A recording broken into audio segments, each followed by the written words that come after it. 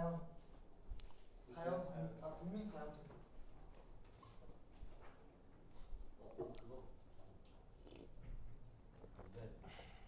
그거.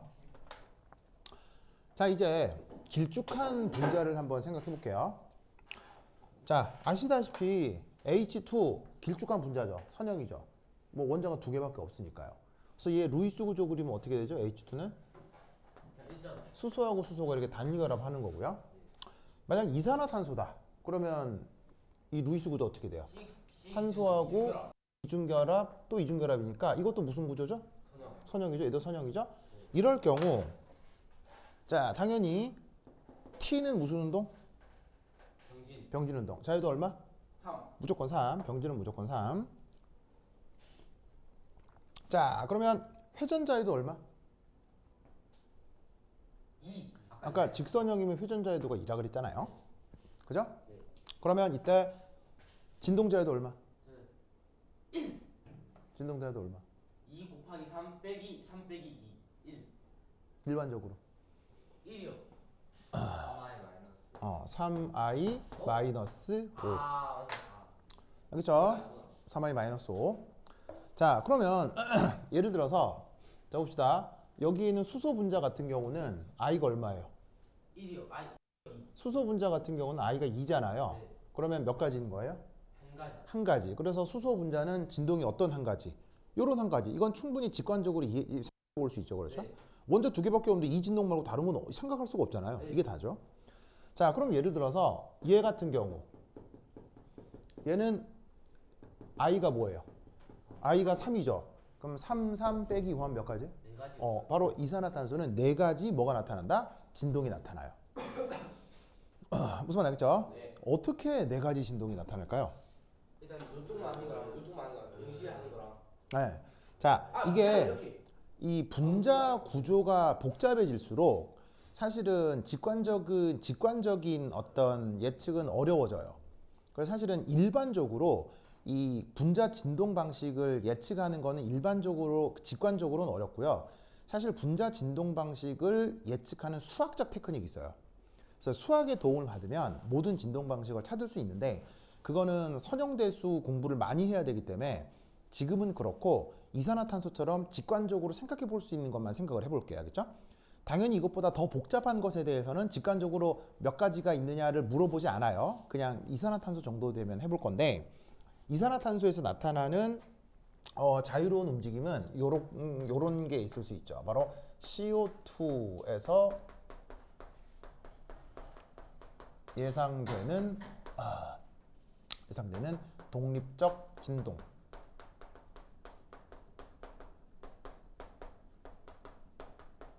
자, 뭐가 있느냐? 이게 있습니다. 우선 첫 번째는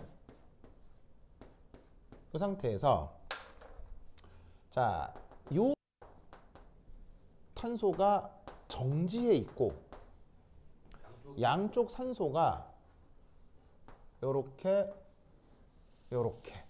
이렇게 진동하는 방식이겠죠. 네. 맞습니까? 네. 탄소는 가만히 있고 산소가 이렇게 진동하는 거죠. 이건 충분히 직관적으로 이런 진동이 있을 거라고 생각할 수 있겠죠. 네. 맞습니까? 네.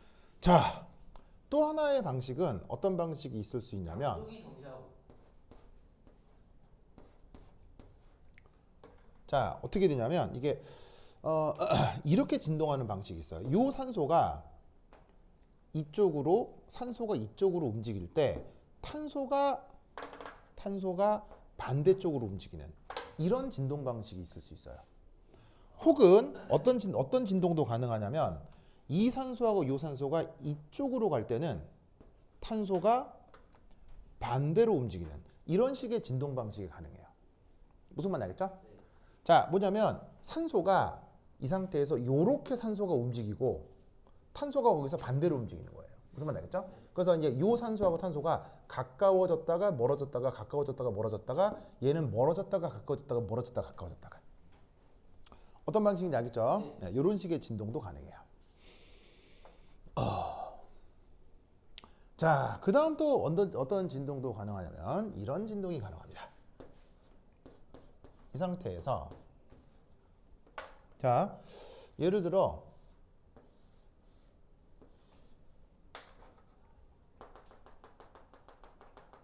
요거를 지축이라 할 때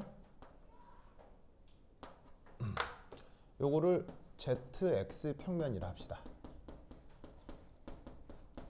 그럼 ZX 평면 내에서 탄소가 위로 올라갈 때 양쪽 산소가 아래쪽으로 이렇게 내려오는 이런 진동이 가능합니다. 무슨 말 알겠죠? 네. 자, 그 다음 또 어떤 진동이 하나 가능하냐면 역시나 이 Z축에서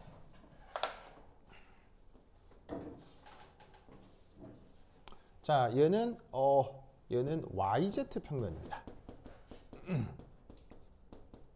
YZ 평면에 놓인 이산화탄소에서 탄소가 앞으로 튀어나올 때 양쪽 산소가 그 평면 내에서 뒤로 들어가는 겁니다. 무슨 말 알겠죠? 이런 방식들이 가능합니다. 그래서 어떻게 되냐면 이산화탄소에서는 총 4가지 진동 방식이 있는데 그 4가지 진동 방식을 이렇게 표현을 해볼 수가 있습니다. 알겠죠? 그렇죠? 그래서 이렇게 직관적으로 4가지를 찾았는데 보시다시피 여기서도 원자계수 3이니까 3 넣으면 9 빼기 5에서 4개잖아요. 4개를 이렇게 찾았는데 모든 분자에 대해서 이렇게 찾을 수 있느냐? 그건 아닙니다. 분자 구조가 복잡해지면 직관적으로 다 찾기 힘들고 수학의 힘을 빌려야 되는데 그거는 지금 당장 할 필요는 없고 뭐 이산화탄소 정도만 저런 애들이 있겠구나 라고 생각을 해주면 되겠어요. 알겠죠? 네. 자, 그러면 이제 그 다음 논리 한번 생각해 봅시다. 좀 추운 것 같아요. 튀는 거. 어디 벌레 있는데? 좀 추운 것 같아요. 네. 인정. 네, 선생님. 잠깐 껐다가 자, 그럼 이제 가능한 평균 운동 에너지를 한번 생각을 해봅시다. 가능한 평균 운동 에너지. 자, 우선 어쨌거나 그 자유도를 한번 생각을 해보면 병진 운동 자유도 얼마예요? 3이죠? 회전 운동 자유도 얼마예요? 2죠?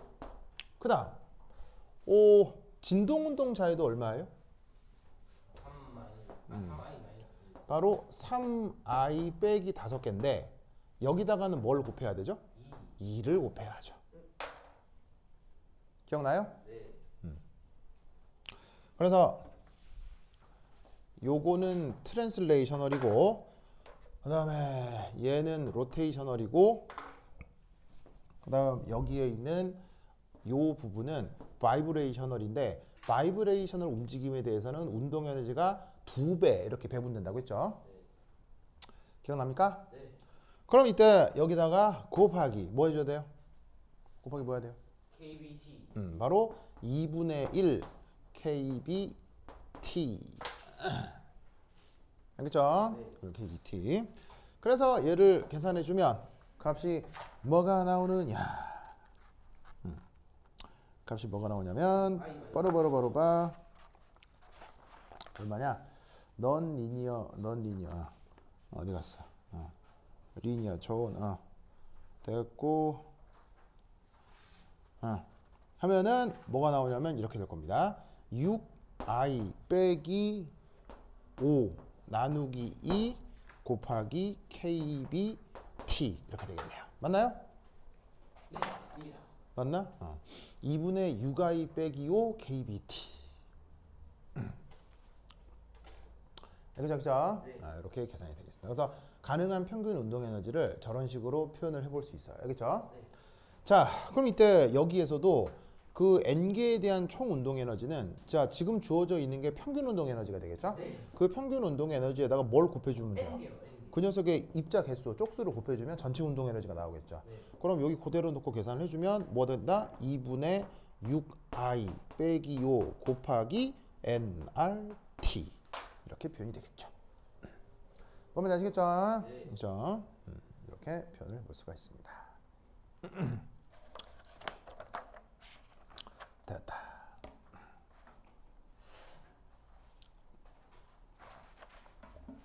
자, 그 다음 여기 줄게요. 네. 줄게요.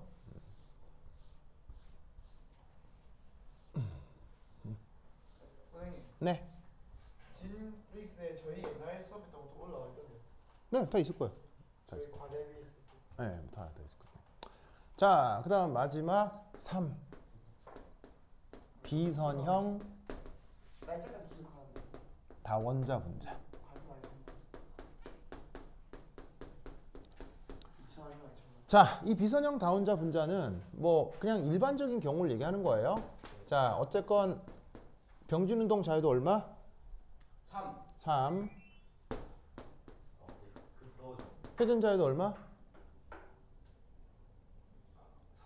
3. 알겠죠? 일반적인 경우는 회전축 각각에 대해서 회전 운동 에너지가 나타나죠. 그러면 이때 여기에서 진동 자유도 얼마? 3i-6. 3i 빼기 6이 되겠죠. 네. 자, 그러면 여기서 마찬가지로 평균 운동 에너지 어떻게 표현되겠어요? 평균 운동 에너지 어떻게 표현되겠어요? 자, 3 더하기 3 더하기 3i 빼기 6에는 곱하기 뭐? 2. 에다가 또 곱하기 뭐? 2분의 1 kb t. 알겠죠? 네. 자, 그러면은 어떻게 되느냐? 바로 6i 빼기 6 나누기 2분의 kb t. 맞지요? 맞습니다. Yes. 자, 그러면 이때 이것으로부터 마찬가지로 여기서도 이 k는 어떻게 표현되느냐? 바로 n 곱하기 평균 운동 에너지니까 여기다가 n만 곱해주면 되는 거니 6i 빼기 6 나누기 2 한 다음에 nRT. 알겠죠?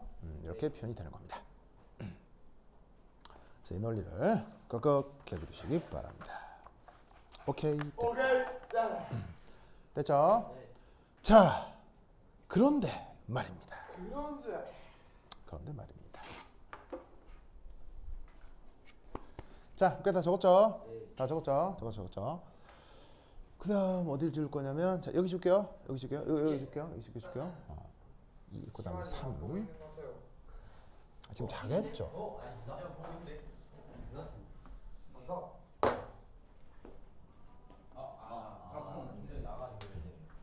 자, 세 번째 3. 이거 어떻게 되냐면,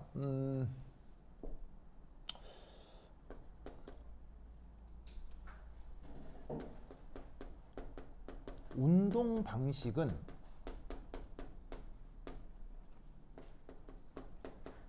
온도에 따라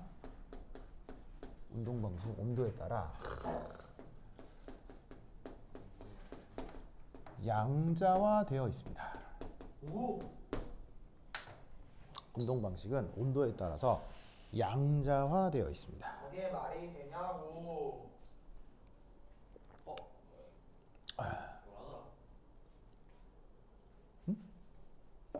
저 굉장히 중요합니다, 저거. 그 양자화 그 수학에서 뭐라 해서. 그 경계 조건. 아, 자, 양자화를 기본적으로 어떤 의미라고 생각하면 되냐면 양자화. 이게 불연속성이죠. 네. 연속성. 이게 이 불연속성이 운동 방식과 무슨 관계가 있는지 한번 살펴보도록 하겠습니다. 자, 그래서 예를 들어 H2 저거에 대해서 생각을 해볼까요, 그죠? H2. 그래서 H2에 대한 그 운동 에너지를 조사를 해봤어요. 실제 실험으로 하겠죠? 조사를 해봤어요. 자, 그랬더니 이제 어떤 일이 벌어지느냐? 자, Y축이 EK, EK 운동 에너지. K. 그다음에 랩이 아무. 이쪽이 온도. 찾았어요? 자, 랩 좋아하세요? 자 여기 줄게요. 뭐라고요?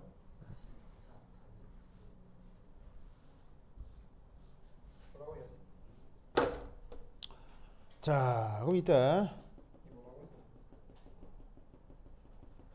나 많이 했던 거 같아.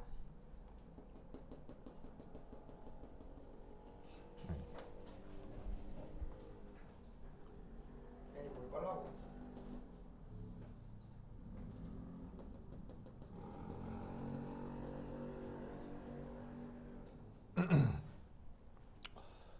자, 이제 어떻게 되냐면 이겁니다.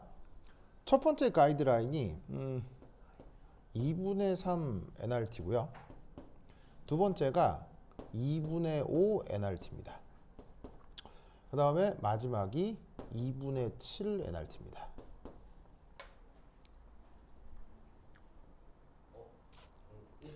자, 이 2분의 7 nRT는 최종적으로 뭐랑 같냐면요. 그 2분의 3i 빼기 5 곱하기 nRT 요 값입니다. 아, i가 3이 돼. 아니, 3이 아니. 아니 6.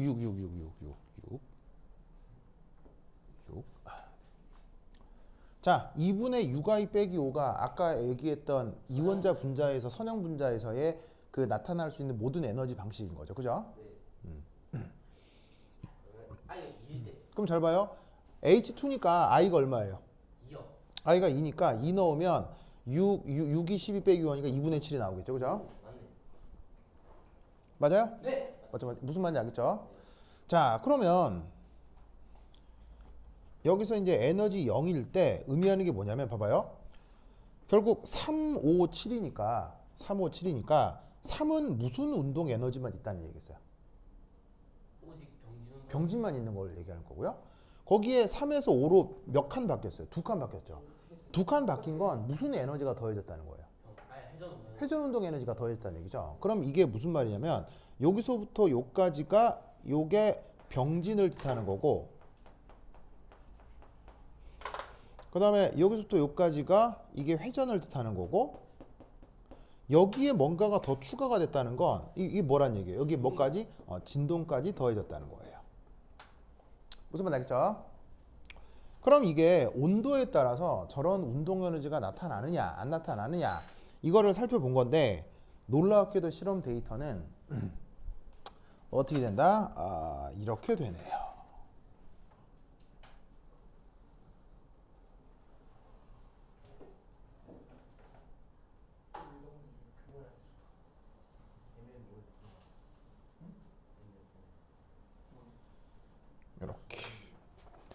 이렇게 돼버립니다. 저렇게 됩니다. 자, 이때 대략의 온도는 여기가 뭐 정확할 필요는 없어요. 대략 온도가 한 100켈빈이니까 뭐 100, 한 마이너스 170도씨 뭐 이 정도 되는 거고요. 그 다음에 이쯤 온도가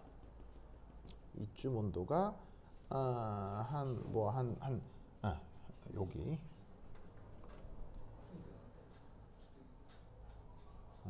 요쯤 온도가 1000도씨 정도 되고요. 1000도 정도 되고, 그 다음에 뭐 이쪽은 한 2000도씨 정도 되네요.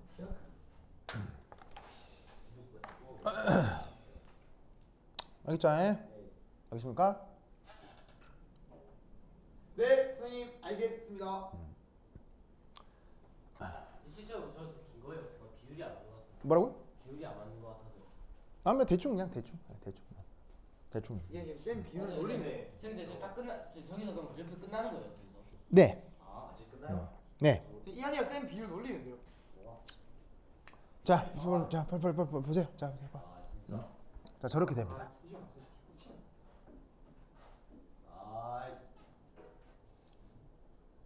이걸 몰라. 자, 저 보이세요? 네. 자, 그럼 저 놀라운 사실은 뭐죠? 이제 이거는 이론적으로 예측된 거예요. 실험적으로 그냥 그런 거예요. 실험적으로 이렇게 된 거니까 이거는 뭐 바꿀 수 있는 거예요. 빼도 바꾸고 무조건 이런 거예요. 무조건 이렇게 되는 거예요. 무슨 말 알겠죠? 네. 자, 그럼 잘 봐. 근데 저 0 맞아요, 네, 0이요, 0. 그러니까 이제 여기는 이제 0 켈빈이겠죠. 뭐 0 켈빈. 아, 김이한 진짜 당연히 켈빈이라고 보면 되겠죠. 켈빈이 아니겠나? 옆에. 그래서 이제 켈빈으로 쓰면은 여기 이제 100켈빈 정도 되는데 100켈빈 정도 되는데, 그러니까 도시로 표현하면 이 정도 된다는 얘기죠. 동인 방금 개왔는데. 알겠죠? 그렇죠? 자, 그럼 잘 봐요. 우선 여기서 하나 알 수 있는 사실은 뭐냐면, 자, 봐봐요. 모든 온도 조건에서 네. 뭐는 나타난다? 멈추는 점. 병진은 나타난다죠.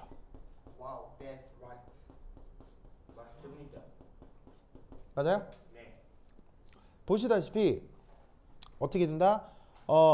이게 아주 저온 조건이 0켈빈에 가까운 저온 조건이건 수천 켈빈에 해당하는 고온 조건이건 병진에 대한 에너지는 항상 나타나는 거예요. 거기에 무엇과 무엇이 더해진다고 생각하면 되겠어요. 거기에 회전과 진동이 더해지면 된다고 생각하는 거예요. 무슨 말 알겠죠? 아시겠습니까? 이럴 때 보시다시피 재밌는 건 100켈빈 이상에서 뭐 회전이 나타나는 겁니다.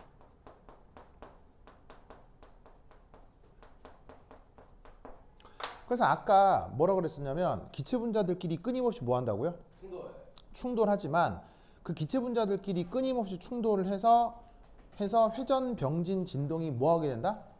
서로 교환한다고 했잖아요. 네. 교환하게 되는데 그게 사실은 온도에 영향을 받게 돼 있다는 거예요. 즉 이게 무슨 말이냐면 저온 조건이잖아요. 뭐는 나타나지 않는다는 얘기예요. 회전하고 진동은 나타나지 않아요. 즉 저온 조건에서는 기체 분자들끼리 아무리 충돌해도 뭐밖에 안 나타난다? 병진밖에 안 나타나요. 실험해서 저거 된 거예요. 예, 실험 결과예요. 신기하네요. 무슨 말 알겠죠? 온도가 낮을 때 회전이랑 진동 안 네, 온도가 낮을 때는 회전과 진동이 나타나지 않아요. 충분히가. 그럼 만약에 회전이 나타나려고 하면 온도가 충분히 어떻게 된다는 얘기예요? 온도가 충분히 어떻게 된다? 고온 조건에 도달을 해야 드디어 회전에 도달하게 된다는 얘기예요. 무슨 말 알겠죠? 알겠죠? 선생님 네, 이유는 없는 거예요. 설명해 드릴게요. 오 이유가 있어. 이거. 네, 설명해 드릴게요. 자, 우선 빨리 쓰세요. 빨리 쓰세요. 빨리 갖다 오세요. 빨리 얘기해야 되니까 빨리 갖다 오세요. 빨리 갖다 오세요. 빨리 갖다 오세요. 아니 쌤한테 쓴다고. 자, 다 썼어요? 네. 자, 빨리 썼죠? 선생님 네. 혹시 그 나중에 있잖아요. 그거 막 이거 다음에 있는 거 영상 좀 보내주셔야 돼요. 내가 다 보내줬잖아요. 다 있어요. 예. 거기 모든 영상이 다 있어요. 안 받아는 증거입니다 쌤. 예. 아니 근데 배속해서 돼. 예. 거기 모든 게 다 있습니다. 그래요. 네. 아니 나 끝까지 안 그러니까 있잖아요 좀 질투나던데요. 뭐가요? 거기 있는 학생이랑 저보다 더 친한 것 같은데요. 무슨 말도 안 돼. 몰라 반중가? 그분하고는 그렇게 사실 그렇게 뭐. 오케이 이거 우리랑 더 친하다. 예, 여러분하고 내가 더 친해요. 역시. 자, 봅시다. 형 혼내는 영상도 있던데요. 그럼 잘 봐요. 이 불연속성이 왜 나타나냐면 사실은 이거는 웬만한 책에도 없기 때문에 잘 들어봐요. 이거는 사실은 되게 고급 설명이라서 웬만한 책에도 안 나오고 여러분 학교 선생님도 모를 거예요.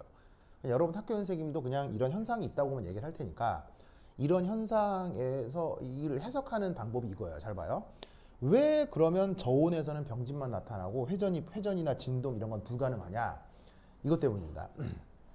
바로 뭐냐면 이것 때문이에요.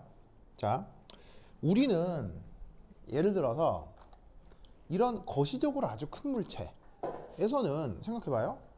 병진이 충분히 뭘 유도할 수 있어요. 병진이 이게 날아오다가 탱 맞으면 충분히 회전을 유도할 수 있죠. 네.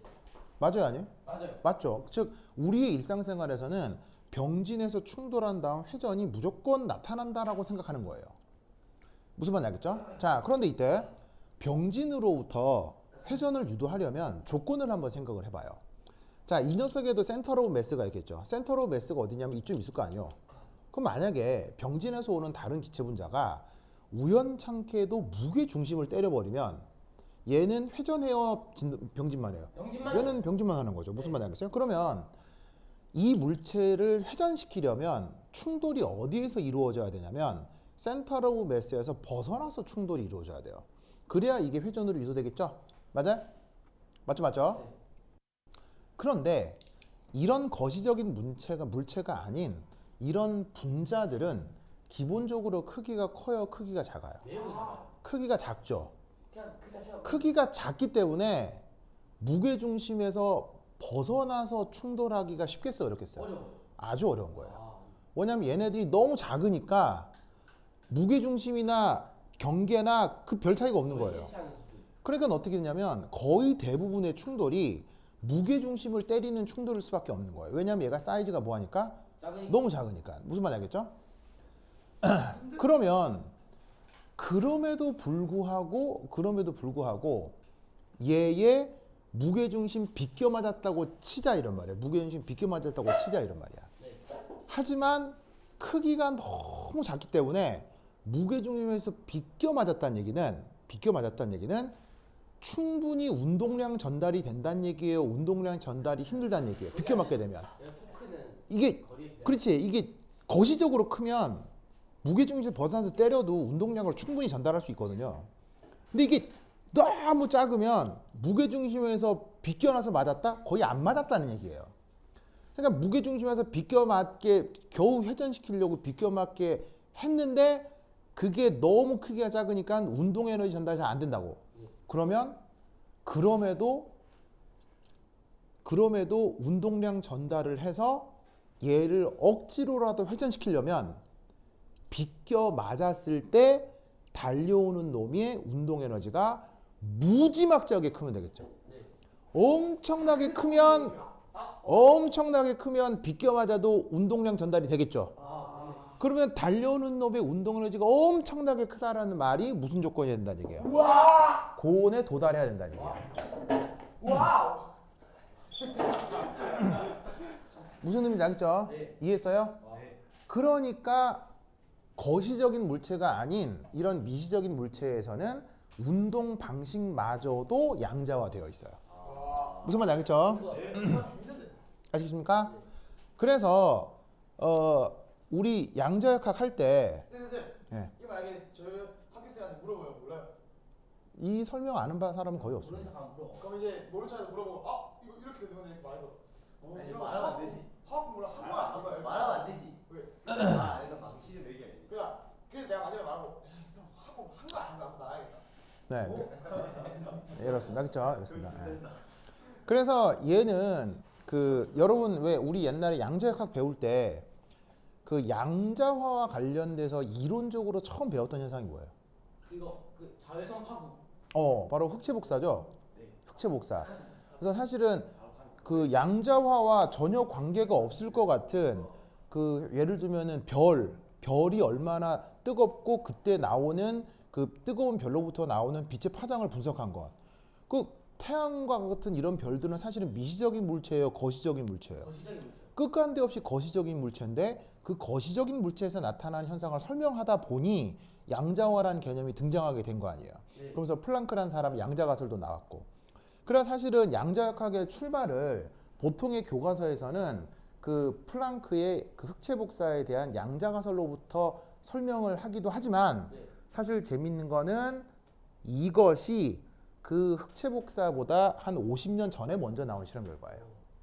그래서 사실은 그래서 물리학자들은 이미 흑체 복사 사건 이전에 이미 양자화에 대한 생각을 하고 있었어요. 뭔가가 어떤 특별한 상황에서 시스템이 가질 수 있는 에너지가 저런 식으로 불연속이지 않을까라는 생각을 학자들이 이미 하고 있었어요. 무슨 말인지 알겠어요? 그래서 사실은 에너지 양자화의 가장 먼저의 출발점은 저거예요. 그래서 굉장히 인류 역사적으로 중요한 그래프예요. 그렇죠? 굉장히 중요한 그래프입니다. 무슨 말인지 알겠죠? 그래서 어떻게 된다? 이렇게 100켈빈 이상의 고온 조건에서만 회전이 나타나는 겁니다. 무슨 말인지 알겠죠? 자, 그런데 이 100켈빈이라고 하는 이 숫자는 기체마다 똑같겠습니까? 기체마다 다 다르겠습니까? 다 다르죠. 기체마다 상황이 다 다른 거죠. 왜냐하면 질량이 다르죠. 질량과 크기가 다르니까요. 그러니까 사실은 100켈빈이라기보다는 일반적으로는 어떻게 써야 되겠어요? 어느 고온 이상이라고 쓰는 게 일반적으로 맞겠죠. 네. 그리고 고온이라고 하는 저 고온은 유니버설하게 정해져 있는 온도겠어요? 기체마다 다 다르겠어요? 기체마다 다른 거예요. 알겠죠? 네. 그래서 지금 한 얘기를 이렇게 줄여 쓴 건데 뭐 이런 걸 설명해라가 시험에 나올 수는 없거든요. 왜냐하면 이거 아는 사람이 별로 없어서 그냥 이렇다고 생각하시고. 자, 그런데 여기 드디어 진동에 돌입하죠. 자, 이건 이제 왜 그러냐? 이겁니다.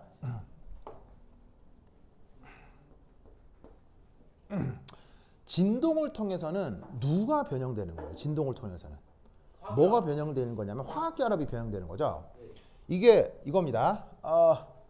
화학 결합력은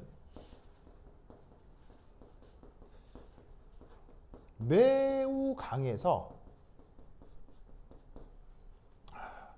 보통의 운동 에너지로는 활성화시키기 어렵습니다.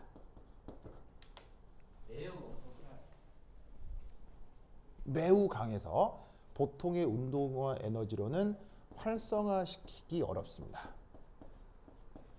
자, 무슨 말이냐면 이게 실제적으로 그 운동 에너지의 에너지 스케일이 있을 거 아니에요. 분자의 운동 에너지. 그 분자의 운동 에너지 스킬이 끼케마야 어느 정도냐면 대략 10kJ/몰이에요. 엄청 운동 에너지가 강하다라고 해봐야 기체 분자의 운동 에너지는 10kJ/몰 정도 해당해요. 그런데 화학 결합력은 어느 정도로 강하냐면 1000kJ/몰이에요. 보통 약간 러프하게 잡으면. 그러면 여러분 잘 봐요. 머릿속에 용수철을 하나 생각을 해봐요. 여러분 용수철에 충격을 주면 용수철이 진동할 수 있을 거라고 보통 생각하잖아요. 그런데 만약에 용수철이 완전 딱딱한 용수철. 용수철은 용수철인데 용수철 와이어 굵기 막 이만해. 굵기가 이만한 걸로 용수철을 만들었어. 그거는 웬만하게 때려서 진동해 안 해? 안 한다니까. 무슨 말인지 알겠어요? 근데 그거는 그냥 세게 때리면 바로 부서지지 않아. 그렇게 큰 용수철은 예를 들면 선박이나 대형 화물 트럭의 용수철로 사용됩니다. 그럼 그게 진동은 해요? 예, 당연히 합니다.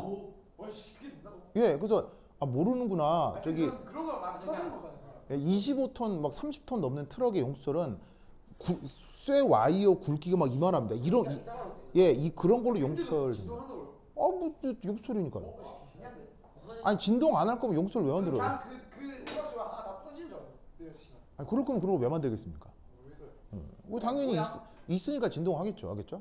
즉 뭐냐면 화학 결합력은 다른 말로 얘기하면 용수철 상수 그걸 우리가 K로 쓰잖아요. 2분의 1 KX 요구할 때 K 이게 기본적으로 매우 큰 거예요.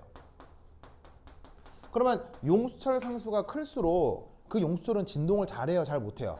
잘 안 하잖아요. 못한다기보다는 잘 안 하잖아요. 웬만한 에너지는 꿈쩍도 안 하잖아요. 그래서 어떻게 되냐면 열 에너지로다가 1000켈빈 이상이 돼야 드디어 결합하기 시작하는 거예요. 이게 진동하기 시작하는 거예요.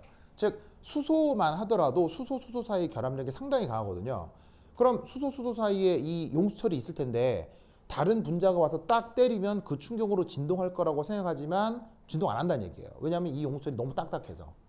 그래서 이 수소 분자에서의 결합을 진동시키려면 날아와서 충돌해야 되는 운동 에너지가 무지막지하게 커야 돼요. 그게 뭐다? 대략 1000켈빈 이상. 무슨 말인지 알겠죠? 무슨 뜻인지 아시겠어요? 완벽히 이해했어요. 예, 알겠죠? 그래서 분자의 운동에 병진 회전 진동이 뭘 하게 돼 있다? 이런 식으로 온도에 따라 양자화되어 있는 거예요. 무슨 뜻인지 아시겠죠? 네. 그렇죠? 자, 그런데 재밌게도 끊겨 있죠. 왜? 부사져서 그 이유로. 정답. 오. 이때 왜 끊겨 있냐면요. 이쯤에서 화학 결합이 헬이 됩니다.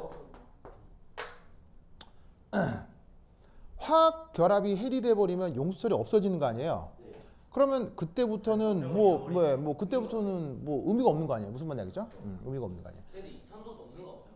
저거 그냥 예시구나.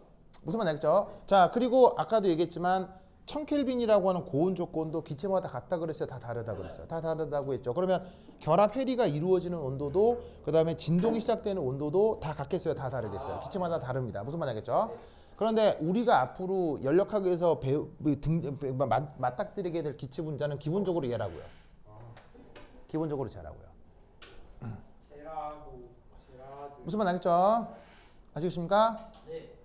그런데 이제 화학 결합이 해리가 돼 버렸죠. 화학 결합이 해리가 된 후 나타나는 에너지 조건은 어떻게 되냐면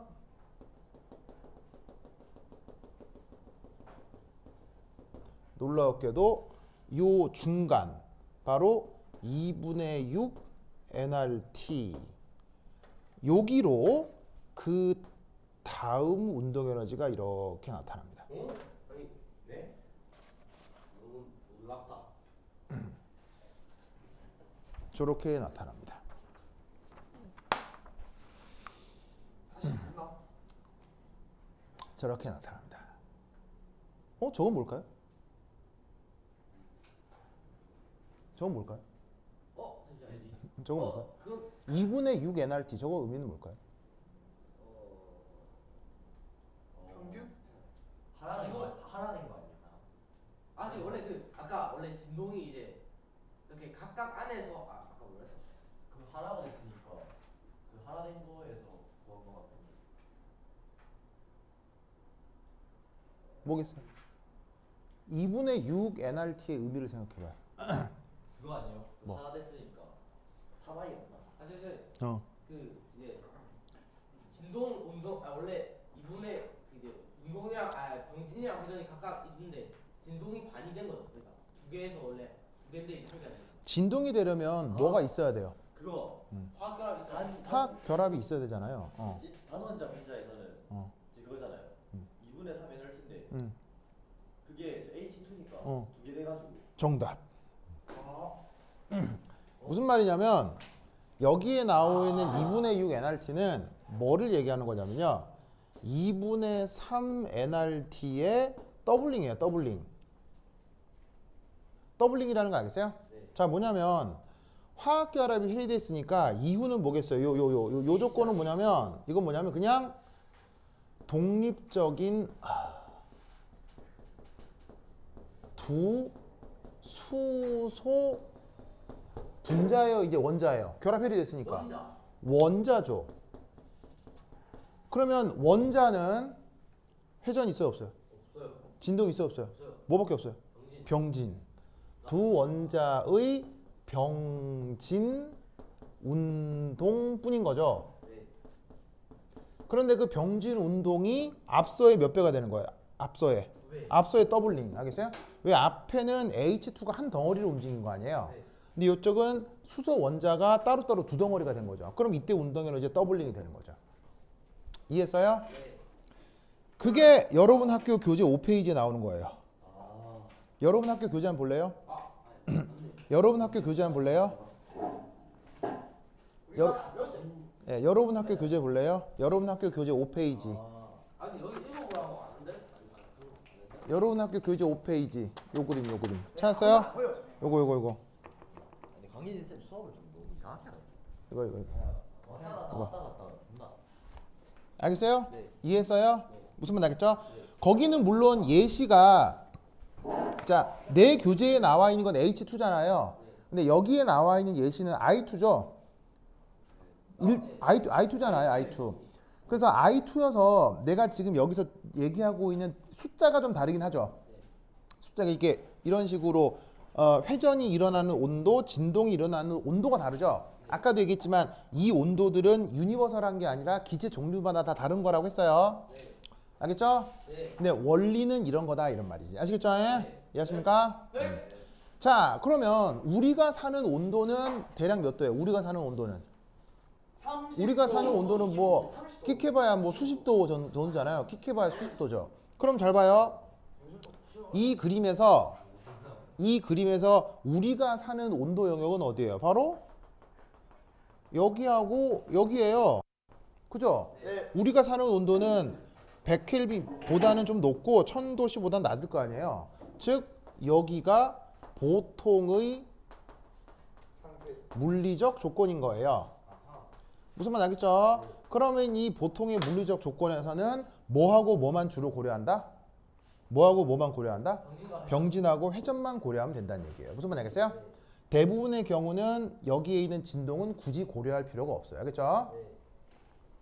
태양. 그래서 진동 운동을 고려하는 시스템들도 있긴 있으나 그건 지금 당장 여러분의 연력학하고는 관계가 없어요. 무슨 말 알겠죠? 그러면 이것도 H2 같은 이원자 분자에서는 회전이 가능한 거지 단원자 분자에서는 뭐만 고려하면 된다는 얘기예요. 병진만 고려하면 되는 거예요. 무슨 말 알겠어요? 그래서 앞으로 우리가 볼 이 운동 에너지는 사실 여러 가지가 있겠지만 두 가지밖에 없는 거예요. 2분의 3, 2분의 5. 다른 건 거의 다룰 일이 없어요. 무슨 말 알겠죠? 단원자 분자라면 운동 에너지 뭐만 생각하면 된다? 2분의 3 nRT만 생각하면 되는 거고 이원자 분자라고 하면 2분의 5 nRT를 고려하면 되는 거예요. 알겠죠? 네. 그리고 다원자 분자 이런 건 나오지도 않아요. 알겠죠? 나오지도 않고 사실 여러분들이 앞으로 보게 될 99.95%의 연력학 문제는 그냥 단원자 분자예요. 그래서 앞으로는 거의 이것만 보게 될 거예요. 알겠죠? 네. 그래서 이게 이퀴파티션 띠오리움이니까 이 내용을 꼭 기억해 두시기 바랍니다. 알겠죠? 자, 그 다음 교재 몇 페이지를 보시냐면 자, 네 교재 84페이지 4.3 네 교재 84페이지 4.3 한번 보도록 합시다. 4.3 보도록 합시다. 선생님 네? 혹시 그 밑에 새로 생긴 피자집 알아요? 모르겠는데요. 자, 그다음 보자. 자, 여기 줄게요. 네. 자, 줄게요. 그래서 자, 이제 외워야 돼. 단원자 이상기체 분자 운동 에너지 얼마? 2분의 3. 1, 3 NRT. 이원자 그 2분의 5. 2분의 5 RT. 다른 건 없어 하겠죠? 3원자, 4원자 있을 수 있는데 진동을 고려하지 않으니까 2분의 3하고 2분의 5만 생각하면 돼. 알겠지?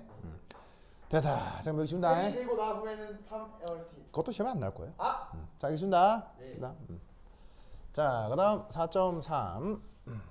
그럼 참이요. 아, 양기체 기회가 왔어. 아까 그 부배.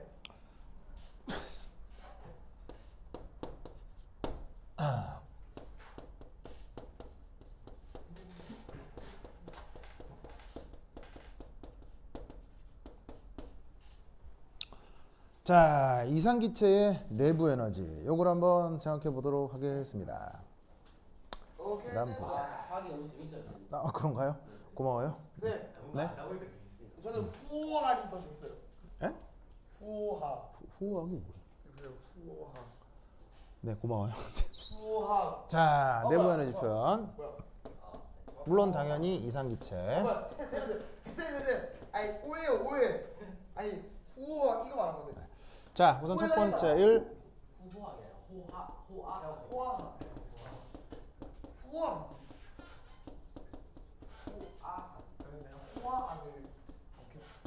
굉장히. 자, 이상기체니까 화학 반응을 생각한다 안 한다? 우선은 안 합니다. 그렇죠? 화학 반응 우선 생각하지 않고요. 당연히 뭐 핵융합, 핵분열 뭐 이런 것도 굳이 당장 고려할 필요는 없겠죠. 그렇죠? 자, 그다음 두 번째 이상기체는 분자들 사이에 인력 청력이 있어요, 없어요? 없어요.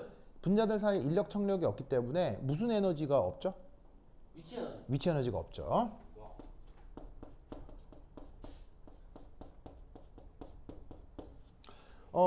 위치 에너지는 언제 생긴다고 내가 항상 얘기하죠?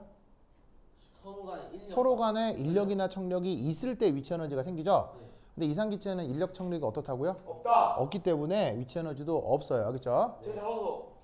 그러면 화학 반응도 없고 핵 반응도 없고 위치 에너지도 없고 남아 있는 에너지는 뭐예요? 운동 에너지. 운동 에너지. 근데 중요한데. 알겠죠? 그래서 어떻게 되냐면 이상기체의 내부 에너지는 이상기체가 뭐예요? 이상기체 정의. 오직 이상기체 정의요? 네. 크기가 뭐하고요? 무시하고. 무시할 정도로 작거나 없고, 탄성 충돌하고. 예, 그다음에 완전 탄성 충돌하고, 그다음 저 이해하는데 이게 지문 한 번. 자기가 모르겠다는 게 알고요. 네. 아 이거 애초에 중간고사. 네, 알겠습니다. 자, 그래서 이상기체의 내부 에너지는 오직 뭐로만 구성되겠어요? 운동 에너지로만 구성되는 거예요. 이해하시겠습니까? 네. 오직 운동 에너지로만 구성된다. 알겠죠? 네. 알겠죠? 자, 그러면 이때 여기서 1 단원자 분자. 자, 아까도 얘기했지만 단원자 분자는 무슨 운동? 병진만 고려하겠다 이런 얘기예요. 자, 그러면 단원자 분자는 얘를 어떻게 내부 에너지를 E라고 표현할 때 이 내부 에너지를 보통 E 이렇게 쓰잖아요. 그게 운동 에너지로 표현된다며. 네. 그 병진만 고려했을 때 운동 에너지 얼마예요? 아까 근데 외우라고 했죠. 얼마? 2분의 3 얼마? KT 2분의 3 뭐? NRT NRT. 알겠죠? NRT 2분의 3 NRT. 알겠죠? B 아니야. 물론 이렇게 나타낼 수도 있어요. 2분의 3 NKT 이렇게 써도 돼요. 알겠죠? 2분의 3 NKT하고 2분의 3 NRT는 같은 거야. 알겠죠? 같은 거야. 네. 쌤 가봐요. 네, 같다고요. 같다고. 당연히 갔지. 아시겠습니까? 네. 다음 두 번째. 2분의 5 에너지. 이원자 분자. 2분의 5 에너지. 자, 이원자 분자는 병진에 뭐만 더해보자? 회전 회전만 더해보자. 그럼 생각해봐. 병진은 몇 가지 방식이 있지? 세 가지 말고 하나, X, Y, G 세 가지가 있고 이원자 분자는 몇 가지 진동 방식이 선항이 있지? 때문에 2 선행이니까 두 가지가 있잖아. 그래서 3 더하기 2에서 뭐라고 얘기하면 되겠어? 5 2분의 5 NRT라고 하면 되겠지. 선생님 저 그냥 이거 외워버렸습니다 벌써. 잘했죠. 무슨 말 알겠죠?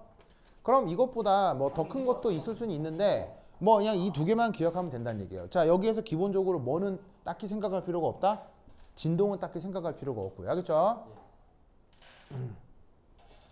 무슨 뜻인지 아시겠죠? 네. 자, 만약에 그 회전 방식을 세 가지를 고려해야 되면 얘를 2분의 뭐라고 하면 되겠어요? 6이요 6이라고 하면 되는 거고요. 무슨 말 알겠죠? 네. 그럼 회전 방식이 세 개인 건 분자 구조가 어떨 때? 선형이 아니죠 선형이 아닐 때. 그래서 선형이 아닌 그냥 지멋대로 생긴 분자는 회전 방식도 세 가지가 있다고 생각하면 돼요. 그다음에 그 병진 방식도 세 가지가 있으니까 3, 3 더해서 2분의 6이라고 하면 되겠죠. 그래서 저게 온도가 그 보통 분리적 조건이기 때문에 예, 그러니까는 어디만 생각하냐면 요거. 왜냐하면 뉴튼 시대가 이거라고요. 뉴튼은 이것만 봤어요. 뉴튼은. 그래서 뉴튼 시대의 고전역학은 비열이 변해요, 배열이 일정한 거예요. 비열이 일정한 거예요. 알겠어요? 뉴튼 시대에는 그 고전역학으로는 비열은 일정한 거다 변하는 거다. 비열은 일정한 거예요. 알겠어요? 그런데 뉴튼 이후의 시대에 이런 데이터가 나오면서 아, 비열도 일정한 상수가 아니라 비열이요 비열이요. 비열 마저도요. 왜냐면 비열이라고 하는 게 열 에너지를 온도로 미분한 거잖아요. 온도를 이거 뭐냐면 에너지를 온도로 미분한 게 비열인데 뉴튼 시대에는 그래서 비열이 일정한 거예요. 운동 에너지가 일정하게 표현되니까요. 무슨 말 알겠죠? 알겠죠? 저희 조건이 됐어요? 됐어요? 자, 그럼 이때 여기서 알 수 있는 사실은 뭐냐? 자, 예. 중학교 때 배웠던 예. 물질의 특성이 아닌 거 아니에요? 그런데 변하는 방식이 정해져 있는 거죠. 그러니까 물질의 특성이 맞죠. 그러니까 이렇게 비열이나 운동 에너지가 변하는 이런 전이 온도가 물질마다 정해져 있는 거죠. 그러니까 이런 게 물질의 고유한 속성이 되는 거죠. 알겠죠? 네. 선생님. 네. 네. 자, 그럼 여기 줄게요. 네 알겠습니다. 지운다 지운다. 쓱쓱쓱쓱. 에잇. 아직 8 9 10. 자, 그러면 이따 여기서 알 수 있는 것. 자 봐요. 이상기체의 내부 에너지는 그렇다면 오직 누구만의 함수죠? 온도 저기 주어져 있는 것처럼 온도겠죠. 맞아요? 수식에서 보십니까? 이게 단원자 분자건 이원자 분자건 뭐 지멋대로 생긴 분자건 온도만 변수잖아요. 네. 그죠? 그러면 온도만 변수기 때문에 이상기체의 내부 에너지는 자, 온도만 함수니까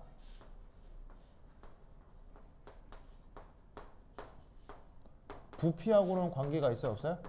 없어요 부피하고 관계가 없네요. 어떤 경우는 부피하고 관계가 없죠. 네 리가들리스 어브가 부피죠. 왜 부피하고 관계가 없냐면 저 수식에서 부피가 안 나오잖아요. 네. 자, 네. 그럼 이때 여기에서 딱 클리셰. 여기에서 이제 4 정적 부피를 한번 생각해 보도록 하겠습니다. 부피요 뿌비. 뭔 말인가? 정적 비열. 미안. 그런 거 쌤이 실수로 듣는 거지. 자, 비열은 자 정적이라고 하면 뭐가 일정한 거예요? 부피 일정이죠. 델타 P 일정. 아이. 자, 그래서 정적 비열은 쓸 때 CB라고 썼었죠. 네. Yes, that's right. 그래서 여러분 기억을 할란가 모르겠는데 CGV. NCB는 그 표면. 정의였어요. 정의. 네. 정의로 뭐였냐면 아 이거 라운드 E, 라운드 T, V. 그냥 이거 맞아요? 편미분. 맞아요? 맞습니까? 저게 정의죠. 저번에 이거 그래서 부피가 일정할 때 내부 에너지를 뭐로 미분한 거? 온도로 미분한 게 비열이었잖아요. 네. 무슨 말 알겠죠? 그게 정의니까 무슨 이유가 있는 건지 이렇게 외우는 거예요. 암기해요. 이렇게 외우는 거야. 외운 거야. 이 식으로 그냥 외워야 돼. 알겠지? 외워야 돼. 그런데 이때 여기다가 어떤 조건을 걸 거냐면 바로 이상 기체라고 조건을 걸 거예요. 알겠어요? 자, 그러면 이상 기체라고 조건을 걸면 내부 에너지는 수식에서 봤을 때 내부 에너지는 부피하고 관계가 있어요. 부피하고 무관해요. 무관해요. 무관하죠. 네. 무관하니까 편미분할 필요 있어요, 없어요? 없어요. 없네요. 부피가 변수가 아니니까요. 네. 그럼 이상 기체에서만 이 내부 에너지를 어떤 걸로 바꿀 수 있냐면 이런 단일 미분 표현으로 바꿀 수가 있다고요. 아. 이 차이를 알겠어요? 네. 다시 한 번만. 원래 내부 에너지는 누구의 함수라고 했어요? 부피와 온도의 함수라고 했죠. 근데 이상 기체로 걸어버리면 이상 기체는 오직 누구만의 함수예요? 온도만의 함수니까 부피가 일정하다마다 할 필요가 없다는 거죠. 아. 그래서 사실은 이 표현하고 이 표현은 완전 다른 표현이야. 그렇죠? 다른 표현이야. 네. 일반적으로는 내부 에너지가 부피, 온도 동시에 함수라고 했죠. 네. 근데 이상 기체는 부피가 상관이 없으니까 부피 떼버리고 온도만의 미분으로 만의 미분 표현으로 바꿔주면 된다 이런 말이에요. 무슨 말씀인지 아시겠죠? 네. 알겠죠? 그러면 이것으로부터 우리는 이제 어떤 생각을 해볼 수가 있느냐? 자, 그러면 내부 에너지를 온도로 미분하는 거 아니에요? 그럼 얘는 보시다시피 뭐 두 가지가 있을 수 있겠네요. 자, 내부 에너지 수식이 요거잖아요.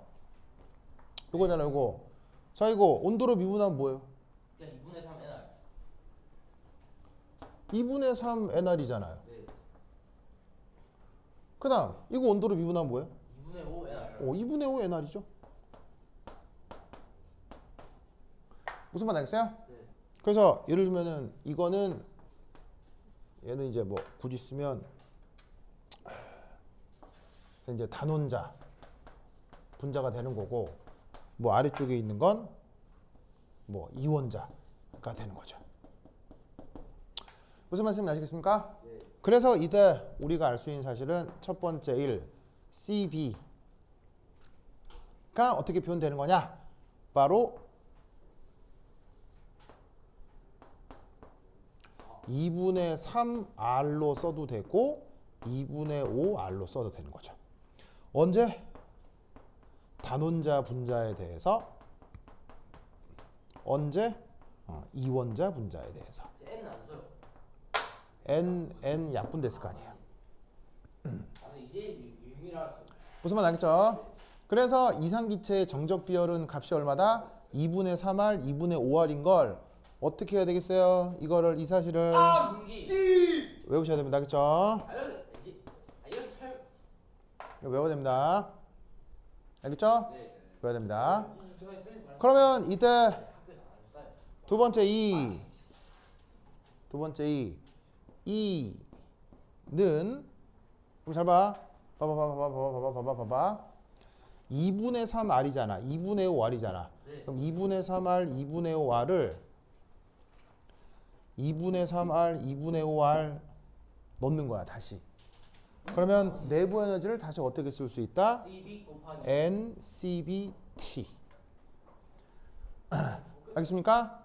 다시 쟤를 원래의 내부 에너지 수식에 넣는 거예요. 아시겠어요? 자, 뭔 말이냐면 단원자 분자다라고 하면 CB에다가 2분의 3R 넣으면 되는 거고요. 이원자 분자다라고 하면 CB에다가 2분의 5R 넣으면 된다고요. 네. 그래서 얘는 뭐냐면 for ideal gas 이상기체에서 내부 에너지는 항상 이렇게 표현된다는 걸 명심해야 돼요. 알겠죠? 네. 이게 오늘 배우는 것 중에 가장 중요하고 이걸 꼭 외우셔야 됩니다. 알겠죠? 자, 이상기체의 내부 에너지 어떻게 표현된다고요? NCBT. 알겠죠? 네. 자, 이때 재밌는 건 이 V의 뜻이 뭐죠? 부피. 부피가 일정할 때죠. 네. 부피가 일정할 때 표현이 10이잖아요. 12의 V잖아요. 자, 그러면 부피가 변할 때 네. 이상기체 내부 에너지 얼마예요? 부피가 변할 때 이상기체 내부 에너지 얼마예요? 델타 V. 부피가 변할 때 이상기체 내부 에너지 얼마예요? NCBT라고요. always. 아 맞네. always는 항상. 예외가 있는 거에 항상이라는 뜻이에요. 예의가 없어요. 자, 잘 봐요. 이렇게만 보면 부피가 일정할 때 이런 거 같잖아요. 그런데 이상기체의 내부 에너지는 부피가 관계가 있어요, 없어요? 없어요. 관계가 없기 때문에 부피가 변하건 안 변하건 NCBT예요. 그러면 이상기체만 저기 생겨요. 다 그냥 다 돼요. 아, 이상기체만 아. 부피 신경 안 쓰니까. 실제 기체는 아니에요. 이상기체만. 이상기체만. 알겠어요? 오. 자, 다시 한번 물을게요. 가역 과정에서 이상기체 내부 에너지 어떻게 돼요? NCVT. NCBT예요. 비가역 과정에서 이상기체 내부 에너지 어떻게 돼요? NCVT. NCBT예요. 자, 압력이 일정한 등압 과정에서 이상기체 내부 에너지 어떻게 돼요? NCBT예요. 압력이 마구 변하는 조건에서 이상기체 내부는 어떻게 돼요? NCBT예요. 부피가 변할 때 이상기체 내부는 어떻게 돼요? NCBT예요. 부피가 일정할 때 이상기체 내부는 어떻게 돼요? NCBT예요. always라는 걸 명심해야 돼요. always. 알겠죠? 네. 왜냐하면 원래 이 표현이 아니라 원래는 어떤 표현이었어요? 이 표현이었다고요. 선생님. 이 표현에 부피가 일정하다 안 일정하다 들어가 있어 안 들어가 있어요? 없어요. 안 들어가 있죠. 압력이 변한다 안 변한다 들어가 있어 안 들어가 있어요? 없어요. 가역이다 비가역이다 들어가 있어 안 들어가 있어요? 없죠. 그냥 모든 조건에서 이상기체 내부 에너지 이거라고요. 그거를 편의상 NCBT로 바꾸는 거예요. 편의상. CB가 이렇게 표현되니까. 그래서 여러분은 이상기체 내부 에너지가 이거라는 걸 반드시 명심하고 외우셔야 됩니다. 알겠죠? 네. 이해했습니까? 네. 알겠죠? 그 다음 자, 여기 지울게요. 지울게요. 선생님. 학교 선생님 막 분석일 때만 이게 가능하다. 와. 뭐라고요? 아닌가? 미쳤나. 뭐가? 뭔 소린데? 분석은 이렇게 돼 있어요. 미쳤나. 아니. 부피가 일정하다라고 하면 CB를 쓰면 된다는 얘기예요. 부피가 일정하다라고 하면 CB를 쓰면 확실하다 이런 얘기예요. 아니 언제든 써도 돼요. 언제든 써도 되는데 부피가 일정할 때 당연히 써도 된다는 얘기예요. 자, 그다음 보겠습니다. 정말 강민이 아니지. 맞나? 자, 봅시다. 그다음, 그러니까 이상기체의 내부 에너지는 자 보세요. 원론적으로 이게 먼저예요. 이게 먼저예요. 이상기체 내부는 이게 먼저라고요. 네. 이 안에 부피가 일정하다, 부피가 변한다, 압력이 변한다, 압력이 일정하다, 가역이다, 비가이다 들어가 있어 아무 말도 없어요. 없어요. 일체 조건이 없잖아요. 일체 조건이 없으니까 항상 이런 거예요. 아. 무슨 말 알겠죠? 그거를 그냥 편의상 이렇게 쓴 것 뿐이지. 그다음 4.4, 4.5 엔탈피. 엔탈피. SM은 그거다. 자, 봅시다. 엔탈피 for ideal gas. 자, 우선 첫 번째 엔탈피 정의가 어떻게 되죠? 엔탈피 정의가 어떻게 되죠? 바로 E 플러스 PV죠? 저게 엔탈피잖아요. 네. 맞습니까? 네. 자, 그럼 여기다가 뭐라고 단서를 걸어볼 거냐면 여기다가 이상기체라고 단서를 걸어 보겠습니다. 그러면 이상기체면 이게 뭐죠? NRT P분의 NRT 이게 뭐죠? 이상기체면 2분의 3 NRT. 내가 외우라 그랬잖아요. 이상기체는 NCBT죠. 아 마음 진짜. 왜? 아니 저것도 맞는 거 아니에요? 많이 단어자 분들. 뭐라고요? 똑같은 말이야. 일반적으로 NCBT라고 네, 했죠. 다시 세뇌합시다 저거. 자, 그다음 더하기 조용. 이건 뭐가 됩니까? 이상기체라고 조건을 걸면 NRT가 되죠. 맞습니까? 네. 네. 그러면 이 둘은 간단하게 바꿀 수가 있겠네요. NCB 플러스 RT 됐어요? 네. 그래서 엔탈피의 일반적인 저기는 내부 에너지 더하기 PB인데 이상기체에서는 어떻게 쓸 수 있다? NCBRT로 쓸 수가 있다고요. 무슨 말 나겠죠? 네. 알겠죠? 그러면 여기서 또 알 수 있는 것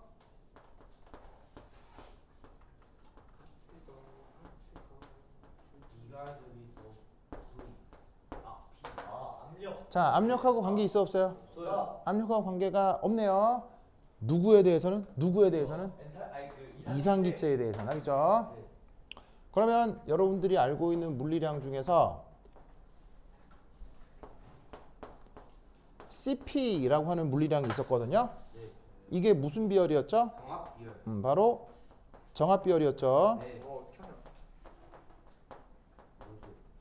자, 정합 비열의 칭찬해 주는 정의가 뭐였어요? 정합 비열 정의. 내가 그렇게 외우라고 했죠. 정합 비열 정의가 뭐였어요? 라운드 E, 라운드 T, 거예요. 바로 라운드 P. 엔탈피를 온도에 대해 미분을 하는데 조건은 압력 일정이죠. 네, 생각. 저게 정합 비열의 정의죠. 네. 자, 그럼 이때 여기에서 조건을 걸어요. 뭐라고? 이상기체라고. 이상기체라고 조건을 걸면 이 수식이 말이냐. 아 뜨거워. 물어. 이렇게 되겠죠? 네. 자, 아까 잘 봐요. 이상기체라고 조건을 걸었을 때 내부 에너지에 대한 미분이 편미분에서 일개미분으로 바뀌죠. 네. 그러면 이상기체에서 조건을 걸면 편미분을 또 일개미분으로 바뀌게 되는 거예요. 왜냐하면 이 수식에 뭐가 전혀 나와 있지 않으니까. 압력이 전혀 나와 있지 않으니까. NCVR. 무슨 말 나겠죠? 네. 자, 그러면 이때 얘 온도에 대해 미분하면 뭐 나와요? NCV 플러스 얼. NCB 플러스 R이 되겠죠? 네. 무슨 말인지 아시겠습니까? 그래서 여기서 그 중요한 논리가 나오네요. CP는 뭐다? CB 플러스 R. 누구에 대해서? 이상기체. 실제 기체는 안 이렇게 됩니다. 실제 기체는 굉장히 복잡한 다른 식으로 표현됩니다. 이상기체에서만 저렇게 표현되는 거예요. 그래서 이상기체에서는 등압 비열이 CB 더하기 R. 그럼 만약에 이게 2분의 3이다. 그럼 이게 뭐가 되겠어요? 2분의 5. 2분의 5다. 2분의 7. 무슨 말 되겠죠?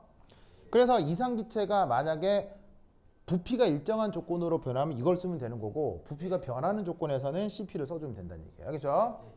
그리고 이제 여기에서 이제 일반적으로 엔탈피는 그러면 어떻게 표현해 주면 되겠어요? 바로 CP 이런 거죠.